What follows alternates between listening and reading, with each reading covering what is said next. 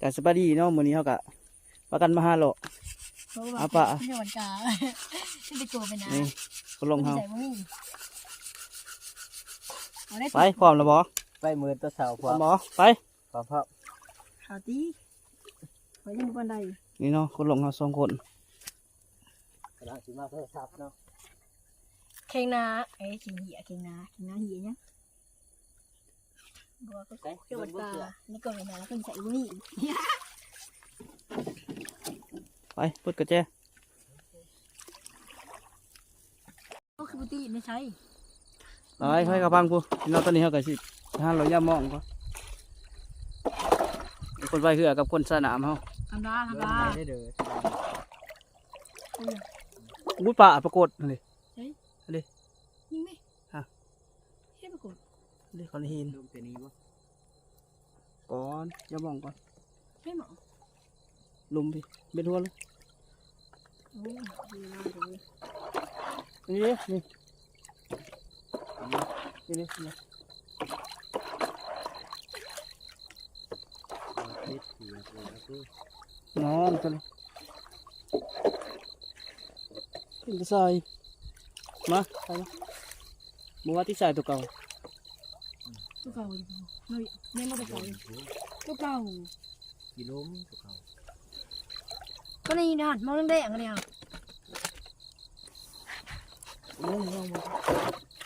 เอา ตัวเก่าฮะ ที่ดันเลย รู้อย่างฝ่ายจะบ่ไป อันนี้ น่าจะเบ็ดบ่เบ็ด ใช่บ่เอามาเบิ่งใหม่ กันมาบีกนี่มองนี่ มองไหน นี่แหละ มองบ่ บ่นะมองจังมองยานี่ก็มองนี่เลยเขาอ่ะ เอามาเบิ่งไม่ไผ่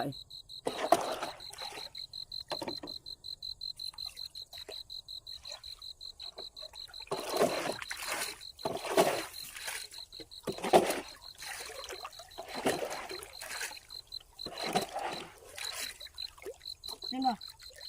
บ่บ่ กหัน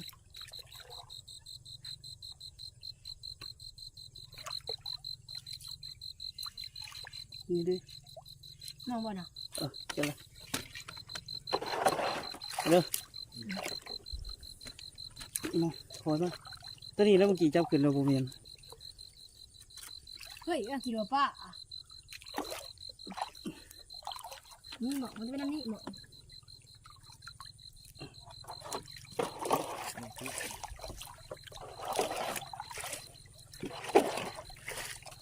โอ้ย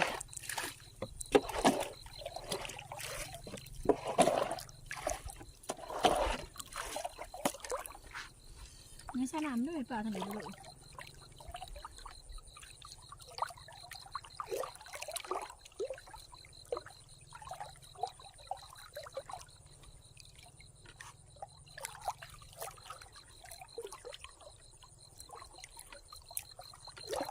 มากกว่าตัวคนกูที่นี่มาก่อนทางมันจะปวดไปนะมันจะปวดนี่ บ่เห็น ใช้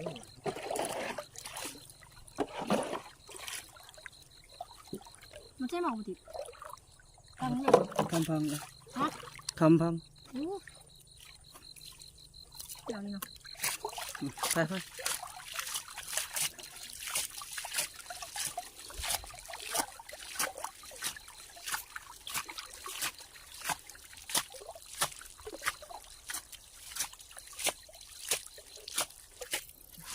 ไปคนไปแจ้งกันนะ รถมันนี่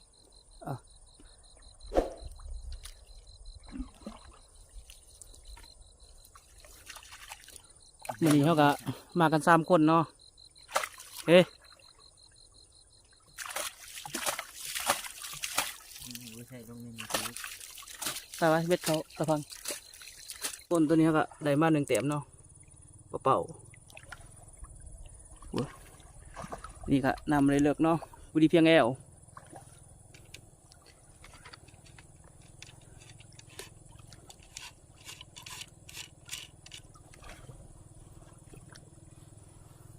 น นาะใช่เลยเด้ เอากูบ่ปากดิก่อน 1 แต้มเนาะ ก่อน จิบ่ ก่อน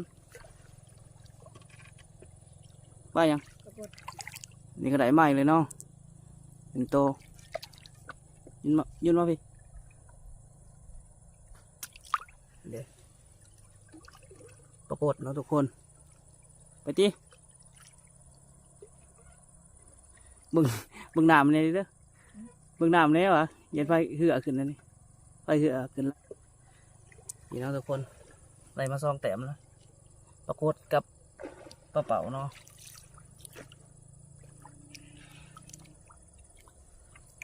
ไปตอนนี้ก็ไฟเหือตามรัง เฮ้ยปรากฏเลยเดี๋ยวดูบทรักกันดิคุณเอาเห็นจับ นี่นะทุกคนน้ำก็ไม่เลิกพอดีเพียงแอวคนเนาะคนลงเขาก็2 คน พี่ฮีน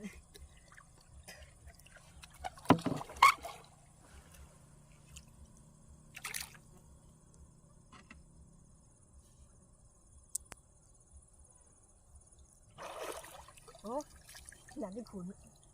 เอาอันนั้นมาเนี่ย เอาที่ไว้ นี่เนาะทุกคนอันนี้ก็ได้มาอีกตัวหนึ่งเห็นบอก เอาได้สิพอได้บ่ มาได้เว้ย ตัวนี้เขาก็พอตัวนี้เขาก็สิสระน้ำก่อนเนาะน้ำเข้าไล่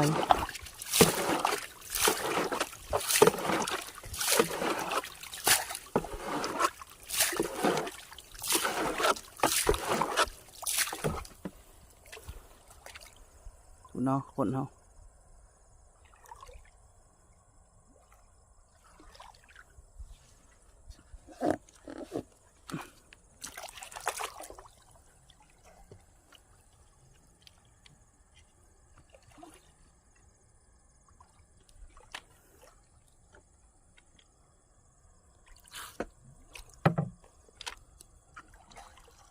นี่เนาะทุกคนตอนนี้เขาก็ได้มาอีก1 แต้ม1 ตัว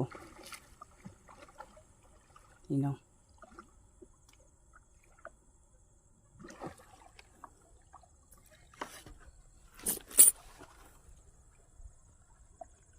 เห็นอยู่บ่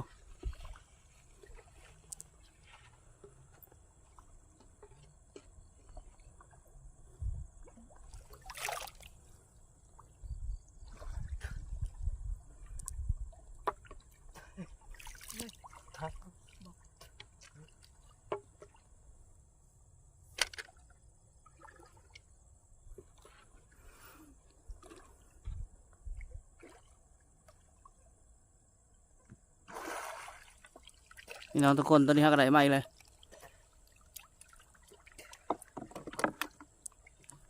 ปลายัง จังดิ เอ๋อ เอาจังเว้ย ไม่เสร็จเลยปล่อยมันเดี๋ยว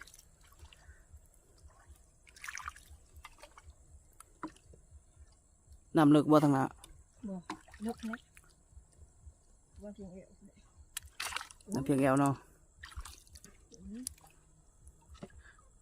อีกคนหนึ่งเขาท่านเห็นพอแต้มเนาะตัวหนึ่งก็บ่ท่านใด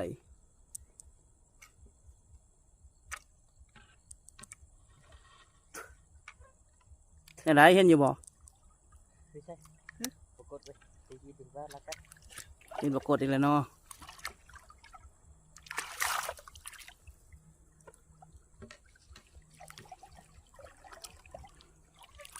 ทุกคนตัวนี้ก็ลงสนามเหือกก่อนเนาะน้ำเหือกเขาไล่เลย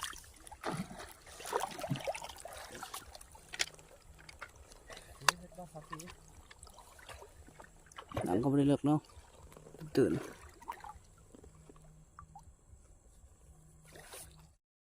พี่น้องทุกคนปลาตัวใดเมื่อกี้โอ้พี่น้อง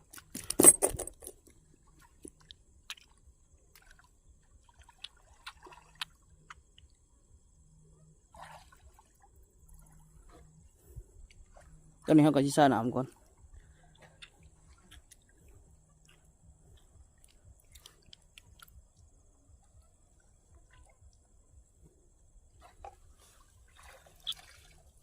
ตื่นเล่นเลย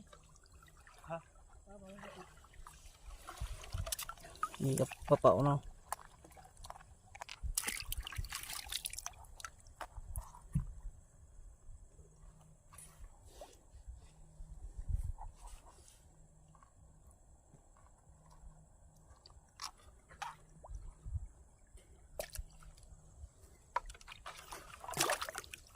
นี่ตัวนึง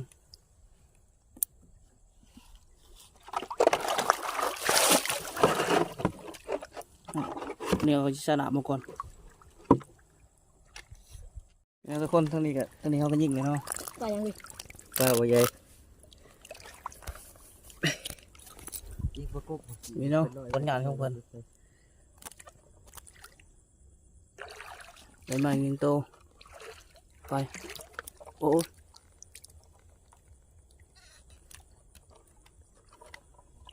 ประกบจะได้ยิงไปเป็นแรกอ่ะกู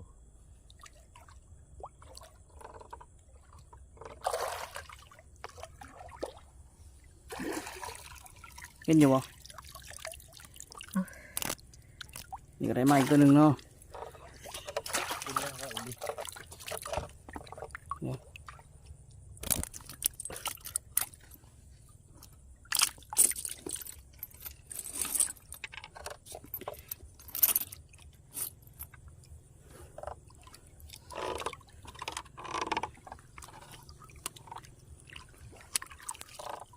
เห็นบ่ได้มาอีกเลยเอามาเสร็จแล้วนี่เนาะเป็นไร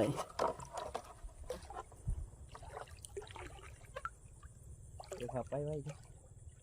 เดี๋ยวแค่ดิ ได้มาอีกหนึ่งแต้ม จะไปหาใช้แต่บ่ใช่นะ ได้มาอีกเลย เฮ้ยน้อยตัวนี้ ชอบตัวใดตัวนี้นี่เนาะ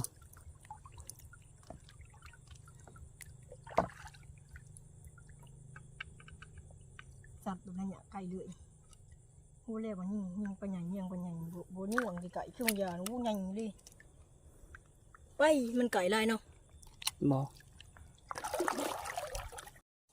นี่เนาะทุกคนตัวนี้เขาก็ได้มาอีกตัวหนึ่งไปยัง ไปรถ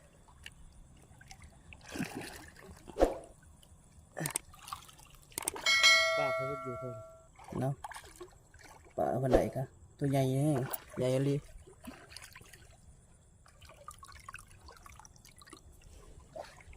ตัวนี้หนำเขาเต็มเหืออีกแล้วเนาะ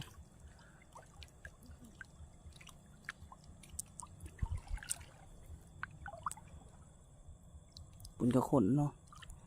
คนหาปลาคือกันตัวนี้ก็เขาก็จะเอาเหือขึ้นฟังก่อนสนามมาก่อน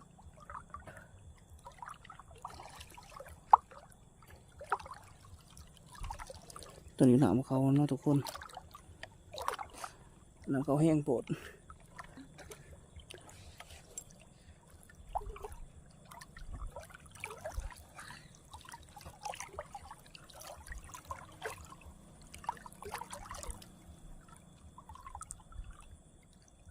คุณเนาะถ้าพังครับจะแหนมสิบจะเห็น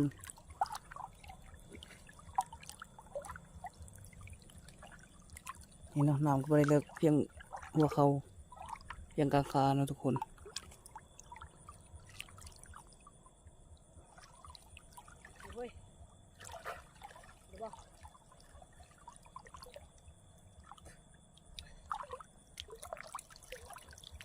เนาะตอนนี้ครับเรามันตื่นแล้วเนาะทุกคนว้าวน้ำเขาเต็มเลยเอาก็สนามมาเคลือก่อนนี่เนาะทุกคนตอนนี้ก็สนามมาเคลือเรียบร้อยเลยเนาะตอนนี้ก็จะตามทีมงานเอาไปก่อนพุ่นเนาะ2 คนเดี๋ยวเขามาตะพังเลยเนาะน้ำก็เริ่มเข้า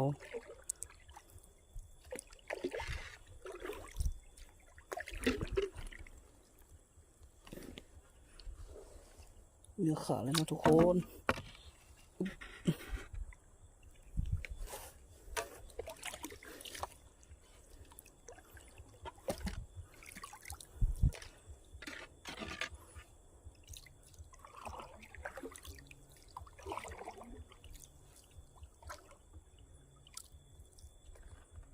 คนเนาะเหมือนตะวืนเลยแต่บ่มีไฟ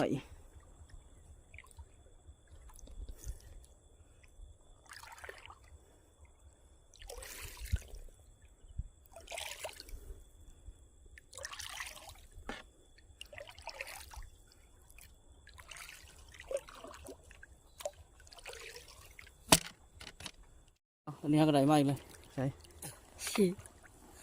นี่เนาะปลาคนใดกัน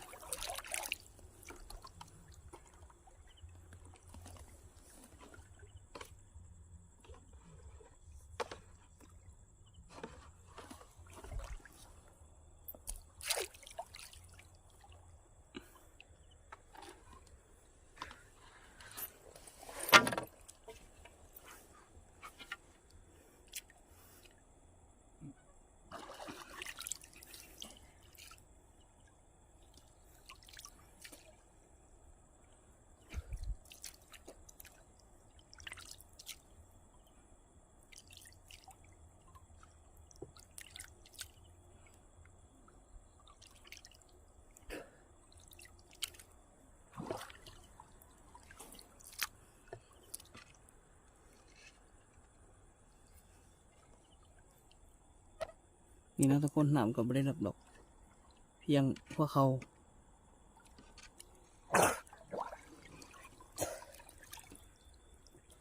เฮ้ยไหนมาอีกเลย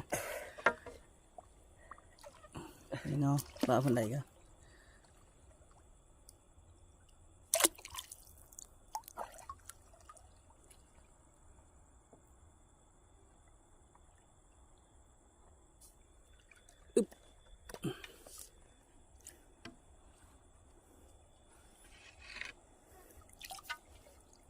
คุณน้องทุกคนทีมงานเขาก็ไหนมาอีกแล้ว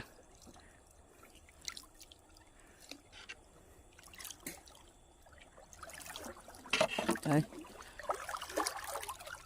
สิทำมานี่ก่อนเขาเต็มเล เฮ้ ย ยหากระไรมาอีกเลยนี่น้อง สิหลุดเลย คนงานเพิ่นก็ สิหลุดเลย มีตัวหนึ่ง แน่เลยเว้ยอันนี้มั้ง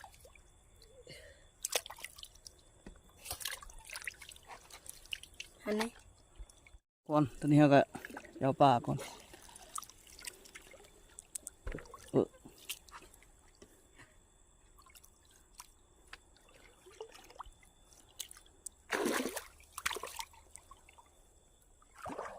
นี่เนาะมีตะพังเขาเห็นบ่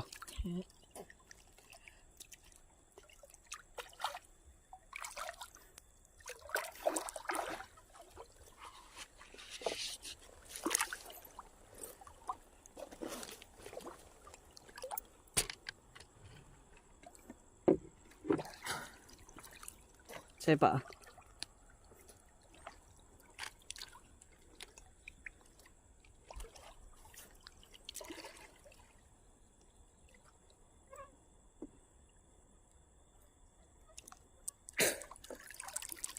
นี่เนาะปลาคนไหนกัน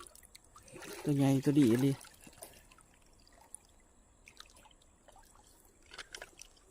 ไป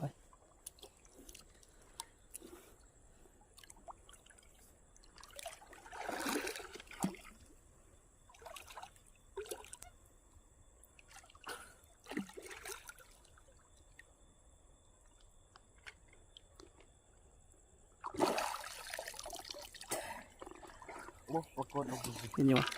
มีอะไรไหมเลยตัวหนึ่งเนาะ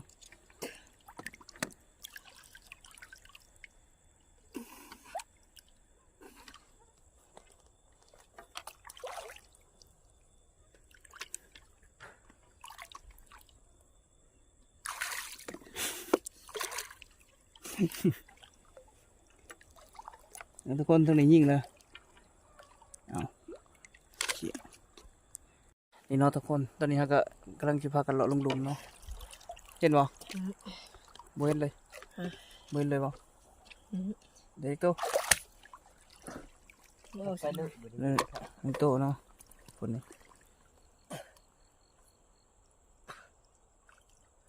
นี่นะทุกคน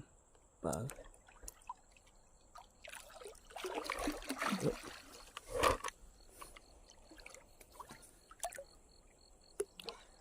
ตอนนี้เขาก็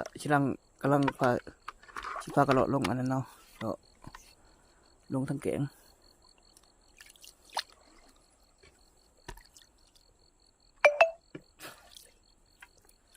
พูดเนาะทีมงานเขาก็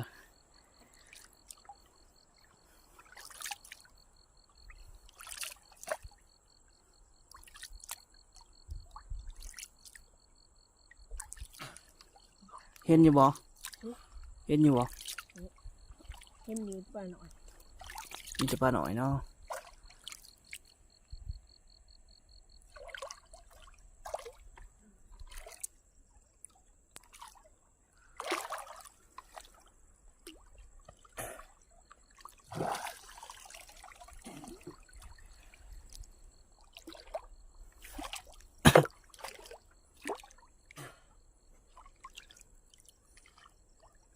น้ำก็บริเลิกเนาะทุกคนบริเพียงอันนี้เพียงกลางคานี่เนาะตอนนี้น้ำก็เริ่มเข้าอีกแล้วเอาตีกันนะทุกคนได้ปะ สีเห็นก็หนีไปอยู่เจ้า เจ๊ นี่น้ำดึกนี่เบิ้งชัด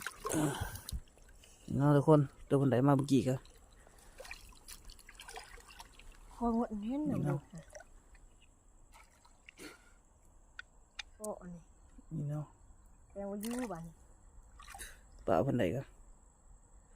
อยู่บ่ดิ ตัวนี้เขาก็จะเข้าสนามมาก่อนเต็มอีกเลยนี่เนาะทุกคนตัวนี้ก็เดี๋ยวปลาก่อน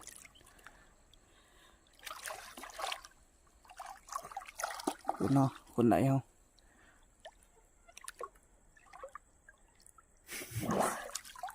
อยากเอาเอาบ่ได้ เอามาเบิ้ง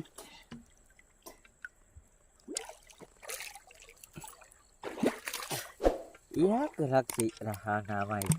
ตีมันเปิดเอี นี่ ยบ เนาะปลาคนไหนก็มีแต่ปลาหางแหลงๆไงเนาะ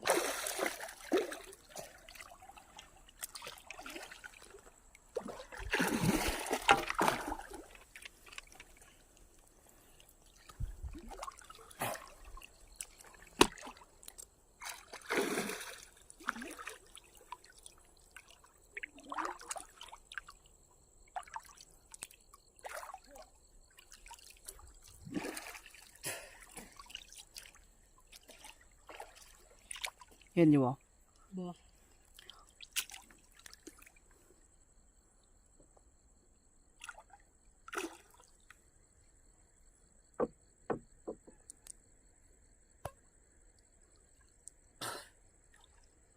เห็นบ่ทางไหน มาชัก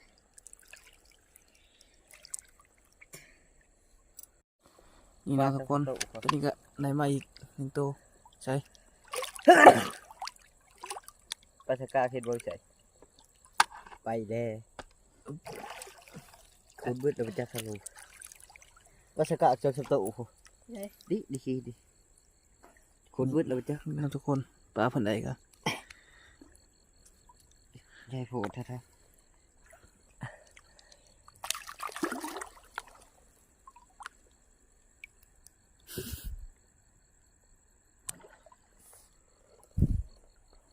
ไปเก็บไว้ กูชอบกินเป็ดดิ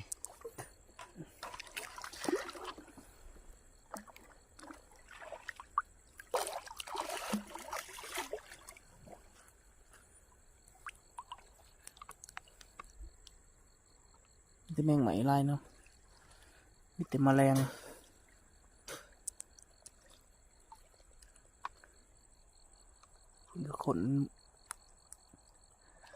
ขนคือกันเนาะเอากำมาหาเราหาอยู่หากินคือกันเนาะทุกคน